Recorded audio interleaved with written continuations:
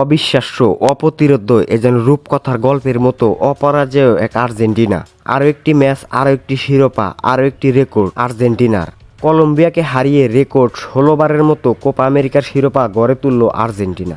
Lionel মেসিকে ছাড়াই অন্য এক আর্জেন্টিনাকে দেখল ফুটবল বিশ্ব। হাড্ডাহাড্ডি লড়াইয়ের ম্যাচে আর্জেন্টিনার জয়ের নায়ক লাউতারো মার্টিনেজ, ইমিলিয়ানো মার্টিনেজ ও রোমেরো লিসান্দ্রোরা। বন্ধুরা, আর্জেন্টিনার 16তম কোপা আমেরিকার জয়ের আন্তপান্ত নিয়েই থাকছে আজকের প্রতিবেদন। ইতিহাসের প্রথম দল হিসেবে রেকর্ড 16 বারের মতো কোপা আমেরিকা জিতল আর্জেন্টিনা। আক্রমণ পাল্টা আক্রমণের ম্যাচে মেসিকে ছাড়াই কলম্বিয়াকে উড়িয়ে দিল আর্জেন্টিনা। ম্যাচে 112তম মিনিটে লাউতারোর করা দুর্দান্ত এক গোল থেকে জয় তুলে নেয় আর্জেন্টিনা।